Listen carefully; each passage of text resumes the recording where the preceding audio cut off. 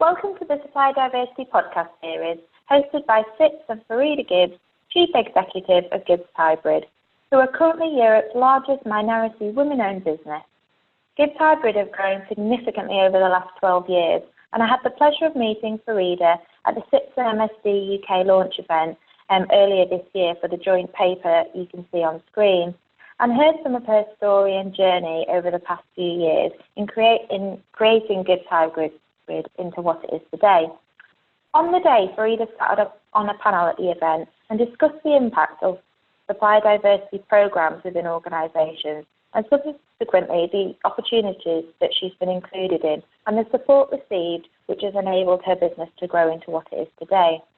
Also, she discussed some of the innovation that she's delivered for those organisations. And this really resonated with me, as it's so important to look at this from a supplier point of view, from procurement, and to ensure the opportunities we think we're creating as procurement can be inclusive, and we're able to talk the same language. We can spend the time early on in the process getting the right fit, and that we listen to the ideas, and we're really kind of taking advantage of what some of the smaller businesses who are more agile and able to deliver innovative solutions can help you achieve your competitive advantage. So we thought by doing this podcast today, we'd bring some of this to life with you, as her story was very inspiring. So thank you, Farida, for joining us today. We really appreciate your time. And I'm really keen for you to share with us what supplier diversity really means to you. Sure. Well, thank you very much, Danielle, for that lovely introduction. And it was certainly a pleasure meeting you at the MSD UK meeting as well. I was fascinated with the white paper and yeah, absolutely. So very happy to share my experience. So it's interesting, if you had spoken to me about 14 years ago about supply diversity, I would have actually said to you, what is that? I really had no idea that corporations embarked on something of this or this kind of initiative where they would go to market to look for diverse suppliers in the supply chain.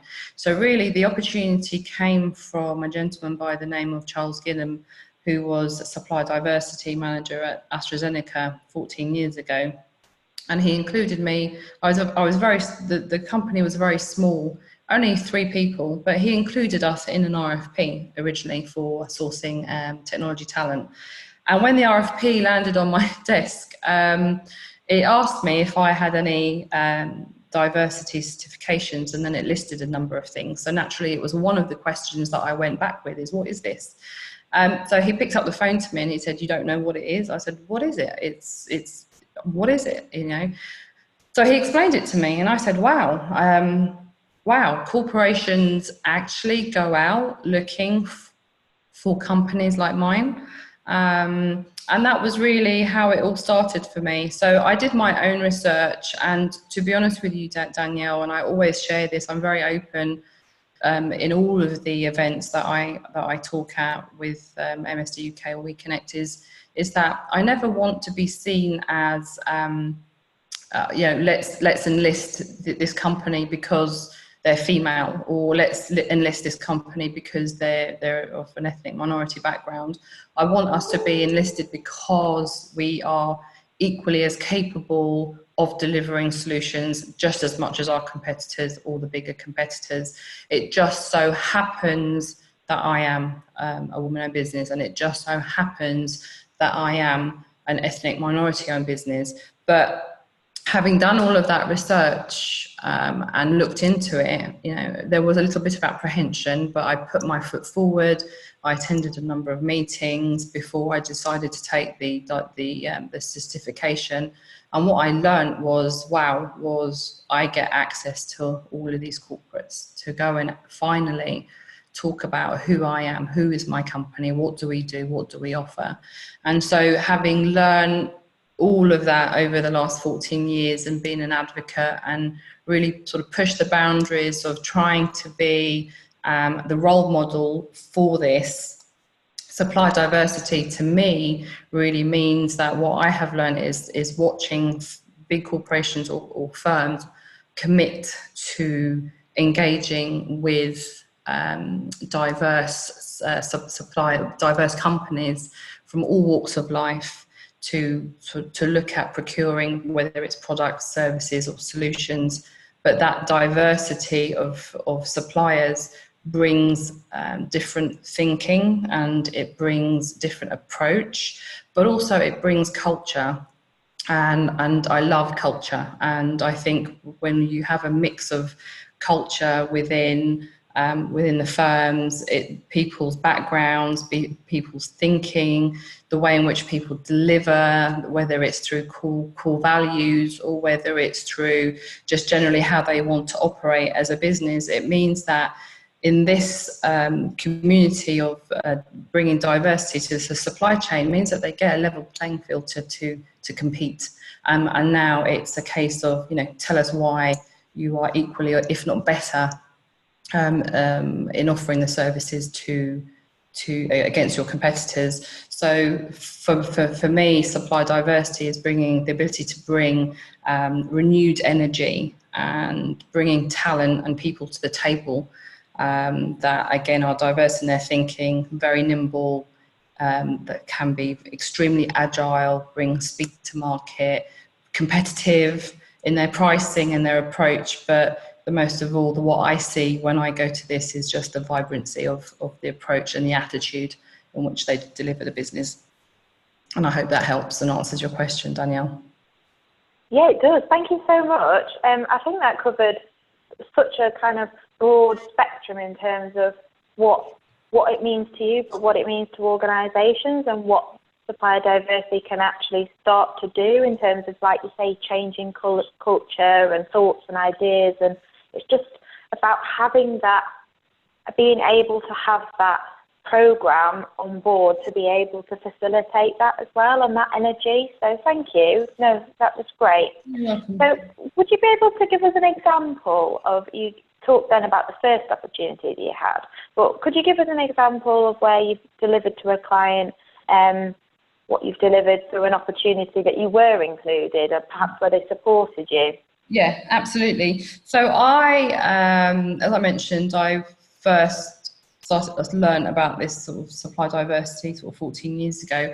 But I would say that it really started for me and Gibbs Hybrid, and I feel that we finally sort of broke the barrier, if you like, and entered into this with conviction, is when IBM met with us and really sort of understood who we were and what we could deliver and what we could offer. And so after a multitude of meetings for 4 or 5 years in and out of the network, we got a real opportunity to support IBM. And IBM approached us because they were struggling with some of their incumbent suppliers, and everybody knows who IBM is, right? And they sort of dominate the technology world, and they've always got to be forward thinking about their customers and how they deliver talent and resources. And so they are huge advocates of bringing in diverse suppliers into the supply chain, but actually putting you through exactly the same process, and suddenly it's all we don't know who you are. It's answer these questions. So for us, we got our first crack of the whip was about 8 years ago, where they enlisted us as a tier 2 supplier to support them with their technology resourcing for their projects when their tier 1 suppliers could not perform. And whilst it was a little bit slow for a while, we started to see some success.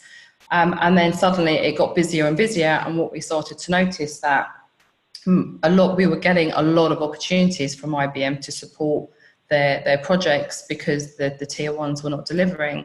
And from that, and because we succeeded, I think it was also timing, we were then invited to enter their RFP bid for tier 1 status as onto their core supply program for all of UK and Ireland. And it was, I have to say, it was a huge opportunity, but also a lot of hard work and commitment went into delivering and putting the responses together, and quite often we were sort of told IBM's too big, you're too small, they're going to want a lot from you, you're going to have to go out and you're going to have to put a lot of money in your pocket, put your hands in your pockets, dig deep, and spend and invest. And that, I think, was the turning point to say, I've got a decision to make here. Either I keep going as I am, as a small firm, or I actually put my hands in my pockets and I invest in order to really compete. And that's what we did. We took that leap of faith.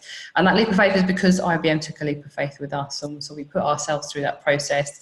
It was a 9-10 month process. We went from, we succeeded in our first round, second round, third round, went to presentation, and then we were awarded tier 1. And on the back of that, we won a second contract because of the great work that we had done, but also what we had delivered in the RFP was more than they expected, and they had no idea that a firm of our size was able to deliver so much. And so by inviting us to the RFP, they learned a lot more about Gibbs Hybrid than they thought that they knew. And this meant that we were subsequently then awarded a second contract to manage all of their supplier onboarding and vendor onboarding for their software business, which is now the Invest program and has been running successfully for the last 3.5, almost 4 years. So that was, for me, Danielle, that was the first opportunity of a real, what I call bringing a diverse supplier to an RFP. But that essentially, I think, put us on the map and opened the eyes of other firms to say, well, hold on, if this firm can be a tier 1 supplier to the world's largest technology company, then surely they've got something good to offer. And so that opened the doors for other firms to invite us to bid. And since then, that has been a significant win for us in terms of winning and securing other clients on the back of the IBM success. So we have a lot to thank IBM for.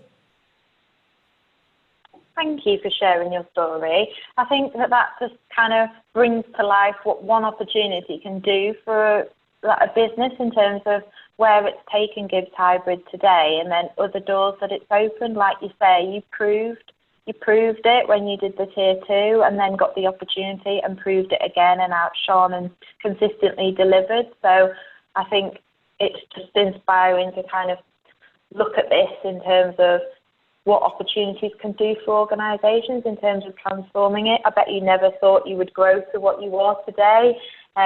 When you completed that RFP, did you? Yeah, I mean, I'll never forget the day when we got the phone call and we were awarded, and we had the entire bid team in the meeting, and we were in it together, and this was going to be a big deal for us because it just meant that we could elevate and do so much more than we ever have done. And so it was amazing. And it's certainly a day that I will never forget. But we've gone on a journey, and we've had other opportunities that have come in and done the same for us. And but I'll always remember where that started and how it started for us. And and IBM, I have to say, are an incredible I call them the poster child of supplier diversity. They live and breathe. And I'm not just saying that because we won a contract with them. I see how hard they work, the investments that they put in, and because they get it, and they get it because it delivers an outcome. It delivers the outcome that they need because it's proven. And their spend ratio with their diverse suppliers is incredible, but it's helping them to be successful. And I see many other firms doing that as well. So they have a lot to offer, and they are always looking for diverse firms to support them in all of their categories. And they're just a pleasure to deal with. Thank you for sharing that. And I think, like you say, if it's embedded in their organisation and culture, it makes it a lot easier for them to be able to do that. And a lot of our members ask us about that in terms of embarking on their maybe organisation's journey. Maybe they haven't looked at it before and are wanting to know what to do. So I'm interested to know what your tips would be for organisations looking at their approach to supplier diversity and how they can be more inclusive and almost, entice people to kind of come to the party. Yeah, that's a really good question, Danielle. So I would say don't be afraid. Don't be afraid to take a leap of faith. Don't be afraid to step outside of your comfort zone. Don't be afraid to change. Change is a good thing. Our world is changing every day. It's evolving. We need to think about how we can bring more innovation and more innovative ideas to the table. And I often think that, you can sort of see where in the firms those that have been handed that role as diversity supplier manager and those that actually it's a passion and it's a dream and it's a vision and it's an ambition to make a difference. And those firms need to just take a leap of faith and I would say look at ways of how can you engage, because it's not always just about engaging with the big suppliers, right? If IBM can do this and we're a good case study for this and how they did it and how we work with them, then ideally it should open the doors. But on the other hand, I understand corporations' challenges as well, is that the opportunities are there, but then sometimes it's the suppliers that don't want to take the initiative or don't want to put their foot forward, and then there's always a high expectation. So you have to work collaboratively and you have to work together, but it's getting better. And I've noticed that in my sort of 12 years of really doing this, it is getting better. And there's a real drive coming in to do more. But the more case studies that are out there and those corporations that have successful outcomes with diverse suppliers is to really promote it, really go out there, really advocate and show what you're doing, because there are a lot of firms and a lot of organisations that have amazing supply diversity initiatives, but they're not sharing it. And it's not that, we're not going to say, they're trying to sort of show off that they're doing this. You should be proud that you're supporting these diverse businesses to come in and support your firm and boast about the successes that you have together. So some firms are really good at that and some aren't. And then I guess, my other sort of tip would be feedback. Just if when we're not successful, tell us why we're not successful. Share the feedback and be honest with the feedback. I think 90% of us won't get upset. It's only going to strengthen us. It's going to make us stronger. It's going to think about the next RFP that's going to come in.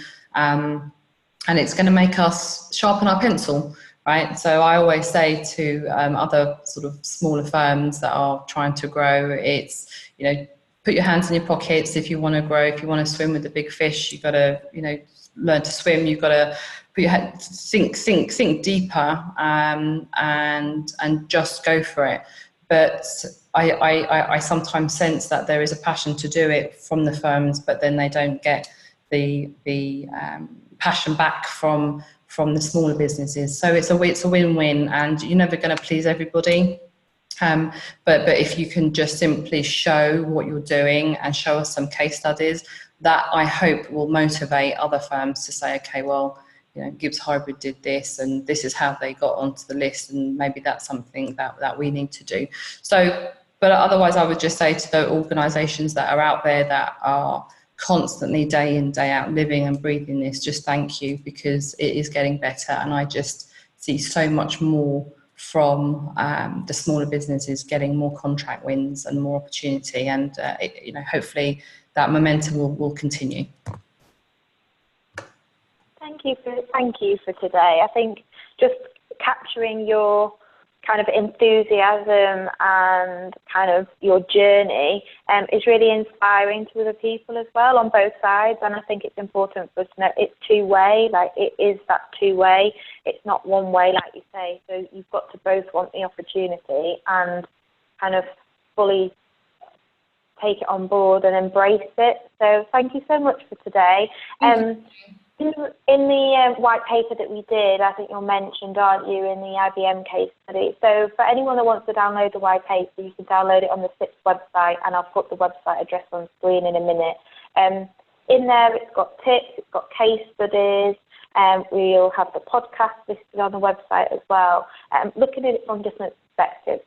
So I'd just like to say thank you so much for your time today, Farida. You're so passionate about this, and it really comes across, and it was so nice to get this in a podcast form rather than normally we have like a written format. So thank you so much. Thank you. And thank you to everyone for listening. And you can download the report at sips.org/supplier diversity. Thank you.